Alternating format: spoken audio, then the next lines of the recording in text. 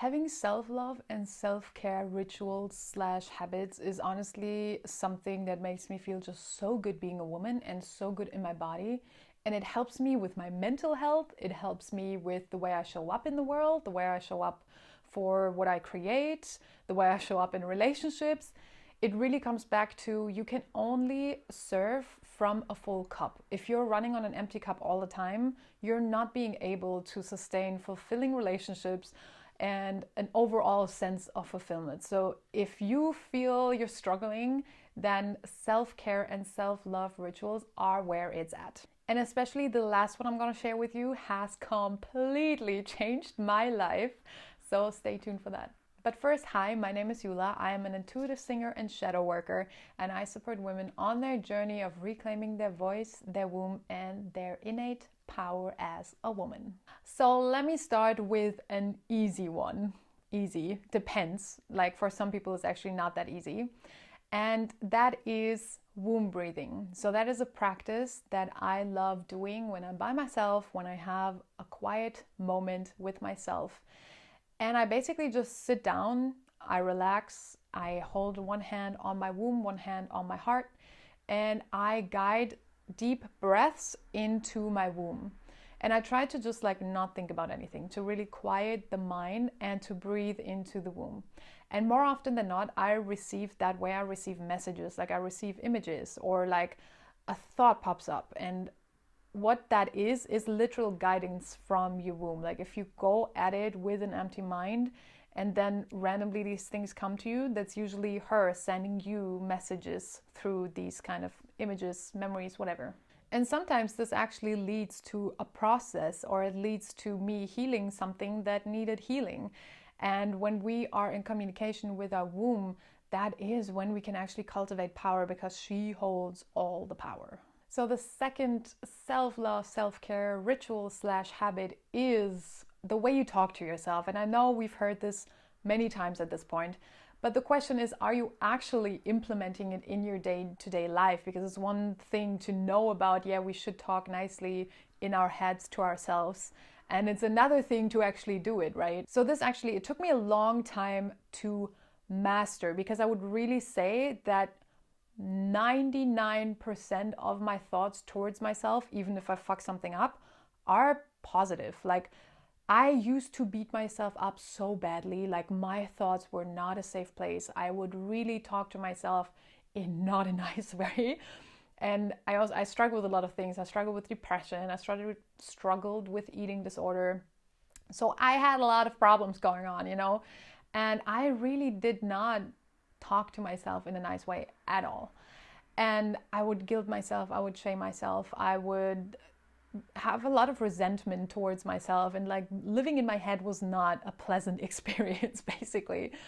And so I put a lot of effort into consistently trying to talk to myself in a positive way, the way I would expect my best friend to talk to me. And that's how I really am talking to myself now, and I feel very, very good about that.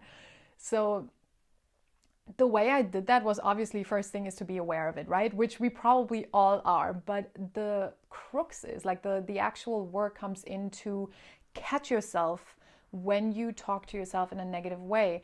And when you catch yourself, to rephrase what you just said and to step back and be like, wait a second, like, what would my best friend tell me right now if I would tell her these things that I'm saying in my head to myself? And usually if you have a good best friend, then they would be encouraging, they would be understanding, they would be compassionate, they would be loving. And that's what I really started implementing, and that's what I really started to catch myself more and more. And the more you do it, it's like a muscle, right? It's like you can train yourself to do that. And sometimes it will slip, like when you start that journey, like you will slip and you will not always notice when you talk badly to yourself. But the more you catch yourself, the more you will start to notice these things, and the more you can then rephrase what you just said to yourself. And this also goes with limiting beliefs, right? When you say, I can't do this, I can't do that, like I want to do it, but I can't because I'm too bad at it or whatever. And yeah, the trick is really to catch yourself in those moments, and then go more and more. And the more you talk to yourself in a nice way, the more that will become actually your baseline. And again, like my baseline, and I can really say that wholeheartedly, my baseline is really positive talking to myself. And again, even if I do something, like where I think I fucked up or whatever, but the way I react to it is very different. The way I react to it is very like, it's okay. It's all right. I'm gonna go with the flow. Next time I will do it better. This is an experience I learned from, and just soothing myself into, yeah, okay, it's okay. And even sometimes I have days where I feel, where you feel lazy or where I don't do the things I'm supposed to do.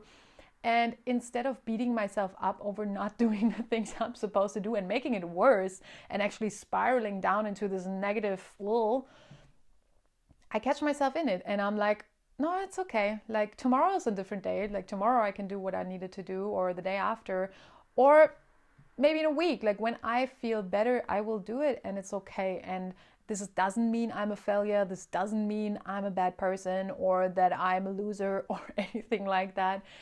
And again, just soothe yourself into good thoughts and treating yourself with respect and love and the compassion that you deserve and that you also want from other people, right? So give that to yourself and you will, I promise you, experience it in friendships and relationships. So number 3 is present time with yourself, because most of the time, like when we're all being honest, like many times when we are alone, we are on our phone, we're distracting ourselves with watching Netflix, doing whatever, doom scrolling on social media, instead of taking time for ourselves. And I'm not gonna fool you, like I'm still guilty of that. It's not that I'm immune to doom scrolling. I still fall into that trap sometimes. But again, I talk to myself nicely about it, and then the next day I make an effort to actually do something that makes me feel good and where I'm present with myself. And the moments I'm most present with myself is when I go for a walk in nature. Like I go to nature religiously. Like that literally, like nature is where it's at for me. Like that is the time. And when I say going to nature, I do not mean having my headphones and listening to music or a podcast and distracting myself again, but it means to actually do not have any distraction. And also not to think about stuff or, like running, because I watch it so many times when I'm in the forest. I watch it again and again that people walk past me and first of all, they're really fast walking and they don't even look. They don't even like look around. They're not curious. They're not, I don't know. They just seem to be occupied by something they're thinking about. And then that also takes away from the experience and from being present with yourself, right?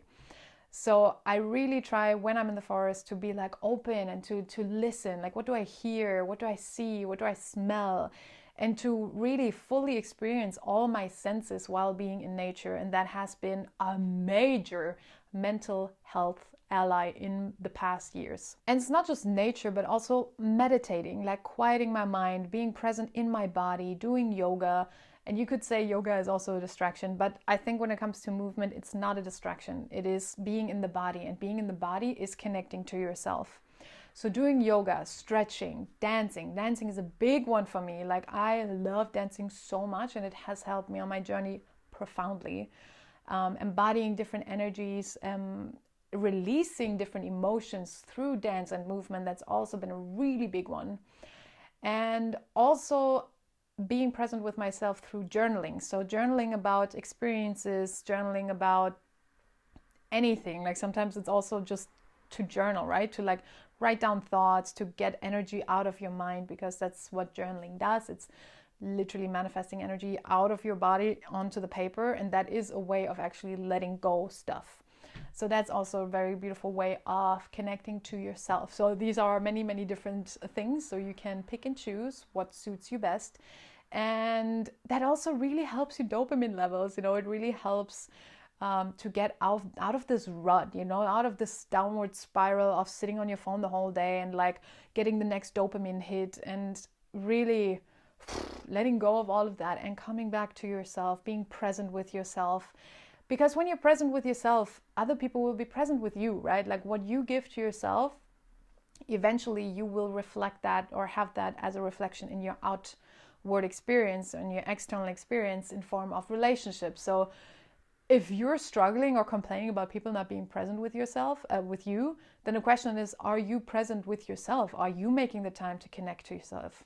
So yeah, that's another one. Also listening to yourself. I think that is kind of goes hand in hand with being present with yourself. Listening to yourself, listening to your body. And that again can also be connected to journaling, because I do think when we journal, we are listening to our inner world, because that's what we're writing down, right? So yeah, that is that. So the next self-love, self-care practice, ritual, whatever you want to call it, is 4 elements massage, which is actually a practice that you can do on yourself. And it is a way to connect with your body and to also release resistance you might have towards your body. And I have struggled from an eating disorder, so my body dysmorphia was real, and connecting to my body in that way was not very easy in the beginning. So be gentle with yourself if you have suffered from that. And the way 4 elements massage works is that you have basically 4 different ways of touch. So they all are connected to an element. So for example, you have the touch of air, which is a very, as the name kind of suggests, it's a very soft, like maybe not even touching, maybe just like slightly above your skin, and doing that on your whole body, you know, and like really softly touching yourself in these kind of ways. Of course, you know, before you do that, make yourself a nice space, smudge yourself, some incense, candles, some nice soothing meditation kind of vibes music, or maybe sensual music. And yeah, and then you can just start touching yourself like very lightly. And then you have the energy of earth, which is a very grabbing, kind of like more heavy touch, and you're just grabbing your body and your legs and your feet, wherever your hands are guided, just go for it. Then you have the touch of fire, which you can like pinch yourself a little bit.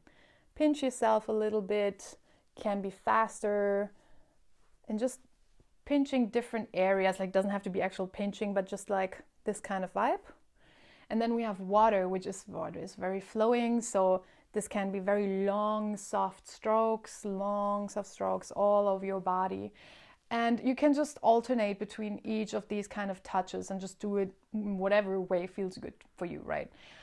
And that has really helped me to ground myself, because when we're in our body, we ground ourselves. We are here, you know, we're not here. We're not in our mind. We're not thinking. We're not like thinking about the future, the past, whatever. But we're present. We're present in our body, and our mind just dissolves almost. And this is a really beautiful way of connecting to yourself and caring for yourself and nurturing yourself and your body, because your body loves touch. Like we all know oxytocin, the cuddle hormone, and this is not only being released when you are cuddling with another person, but also when you are giving that to yourself. And it is a really beautiful practice, and it really helps you to feel good and juicy and yummy. And actually that leads me to the next point, which is self-pleasure practice. And this indeed has changed my life completely. So I literally am making a ritual out of my self-pleasure practice, where it is about feeling. It is about sensual energy, not even necessarily sexual energy, but sensual. And the way I personally do that is I prepare myself a nice space where I feel safe, where I light incense, I smudge the whole room, I light candles, I have really nice, soothing, sensual music playing. And sometimes I use a blindfold, sometimes I don't, sometimes I use a mirror, sometimes I don't. It really is totally up to you. This can be altered in all the ways, whatever you feel called to, right? But the main focus is your body, and that you're activating your body before even moving anywhere close to your yoni. Yoni is a Sanskrit word for vagina. And so it is really about activating your body. And as I said before, you can do that, for example, with the 4 elements massage, where you can really touch yourself. You can give yourself a massage with coconut oil. You can give your boobs a massage with coconut oil, which is really beautiful and really beneficial for your boobs and for your body. And really connecting to your body without any expectations as well, because often when we are in union with another person, there are all these expectations, there's all these expectations. Just because we're being sensual with each other, that does have to lead to sex, which is not a healthy way to go about this. And so the same for yourself, just because you're starting and just because you are in a sensual energy doesn't mean that you actually have to move towards your yoni. If you don't feel it, if you don't feel like you want to go there, don't go there. And also, especially if you have experienced sexual trauma, I have, then that might be actually quite challenging for you. And then you kind of have to really slowly build in each practice to kind of get there, right? To really first make yourself feel safe and then slowly moving down there and exploring. And the self-pleasure practice, my God, it is just so powerful because it connects you to your life force energy. It connects you to the creative energy that flows through you. So it's not just to connect to your body, it is also for your overall life so beneficial to connect to that life force energy and to have it flow through your body, because that way you can actually let that flow into your creations, into your business, into your relationships, into everything. So yeah, I'm a very big advocate for self-pleasure practice. So as I said before, we already have set the space, you can touch yourself, etc. And then really listen to your body. That's the most important part when doing this. Listen to your body. Again, if you don't feel like moving down there at all, don't. If you do feel like that, do. And really mapping out your yoni as well, connecting to her, because most of us don't even know what it looks down there.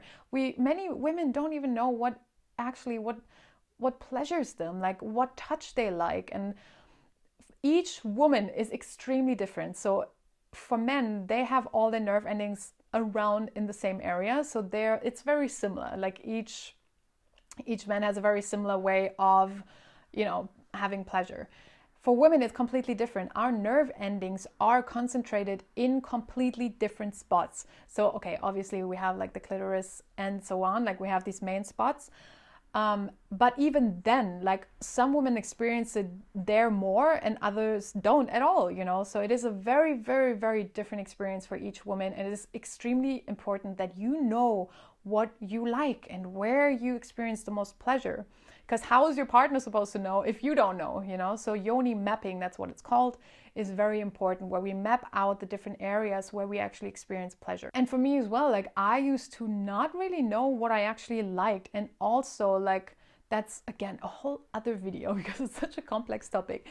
But for me, it was really such an eye-opening experience to like connect to my own body in that way and to finally realize, where do I experience pleasure? And by exploring my body in that way, I found new spots of experiencing pleasure and new ways. And to this day, I'm continuing to find new ways of experiencing pleasure. It's like this never-ending rabbit hole of pleasure, and it's just so beautiful. And then also, of course, I'm able to experience that with my partner as well, because if I know, he knows. And it's really just, it's mind-blowing. And again, this is something like really take it slow, because this can be very blocked, and many women experience a lot of blockages in their pleasure. And the more important it is to actually go into it, even if it is hard, I know, but the more important it is to actually slowly go in it. And again, that way you connect to yourself, you release shame. That was a big one for me. Like I needed to do a lot of actually shadow work with myself to release all the shame that I have experienced in my life, and to really like open her up, because if we have shame, we do not feel safe. If we do not feel safe, we cannot fully open up. If we do not fully open up, then we cannot experience all like the full spectrum of pleasure that is available to us. So I'm actually going to create a membership where I will go into full-on detail about all these things, about pleasure, about our cycle, about womb work, about shadow work, about the dark feminine, the light feminine, relationships. Like there is so much that I want to share, and I will create a membership. I am in the process of creating it. And you will find a huge section dedicated to pleasure, because I know that it is a very, very big thing that many women struggle with, and where many blockages can be, found. And it is so important to reconnect to that. And many women don't know how, and I didn't know how. And so I've gained so much experience in working with other women. So I'm gonna share that very soon with you. Stay tuned for that. And it's gonna be very affordable, because I think there is a lot of like super high prices out there at the moment where I'm like, geez, how is anyone supposed to afford that? And yeah, so look out for that. So self-pleasure, that's all the points that I wanted to cover in this video. So thank you so much for watching, and I'm sending you much love, and I see you in the next one.